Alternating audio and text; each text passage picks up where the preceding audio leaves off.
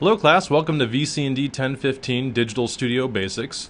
In this presentation I want to give you just a really brief overview on how to navigate the site and some best practices for getting organized before we start Project 1.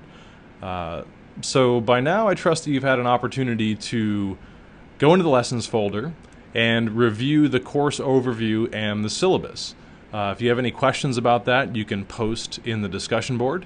And if you haven't already done so, make sure that you go to the discussion board and introduce yourself. Now, before we get started in Project 1, I wanted to take a really quick opportunity to talk to you about the best practices for staying organized in this class and downloading the video presentations.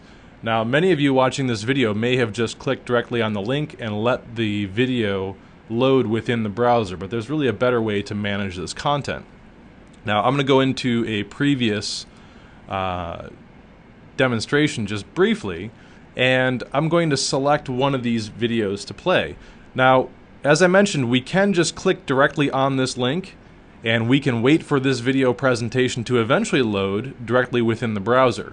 Now, I don't have a really clear idea of how long this presentation might take to load, and once it does in fact load and play through, the only way I can access this video again is by either going into my temporary downloads and finding this video, or by clicking on the link again and letting it load dynamically. Now, there's a better way to download and manage this content, and the way I'm going to recommend you download these video presentations for this class is either by control clicking on the link, or if you have a 2-button mouse, to right click on the link, and depending on your browser it will either say save link as, or download file, or download link.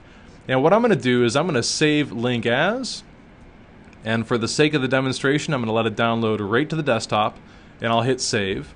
And through my download manager I can see that I get a progress bar, I can see how long it's going to take to download, and when I'm done I end up with the video presentation on my desktop. Now, I'll organize this and save this into my class folder, but the advantage of this is that you get a progress to see how long it takes to download, so you might not lose patience during the video download.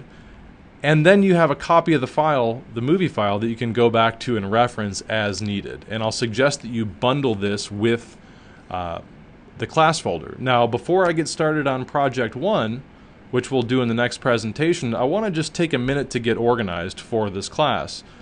And for the sake of the demonstration, I'm just going to right click on the desktop or control click on the desktop and choose to create a new folder.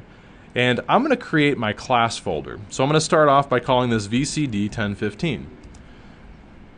All the content that I work on and download and save will be in this folder. Now, I may reorganize this folder and move it to an external storage device, or maybe I'll work from my desktop. But for now, this is going to be my class folder, and all the content that I work on, that I save, I'm going to download to this folder. I'm going to keep all of the resources, and so just inside my VC&D 1015 project folder, I'm going to create a new folder, and I'm going to call this screencasts. Now, the screencasts, or I could call it videos or anything else that I want, I'm going to save everything that I download for this class so that I can go back and reference these files as I work through the different projects. So that's just a bit of advice. Starting your class folder, staying organized, we'll push this concept a little bit further in the first project. So if you have any questions about this presentation, make sure that you post in the discussion board. Otherwise, we'll catch up in Project 1. Have a good start.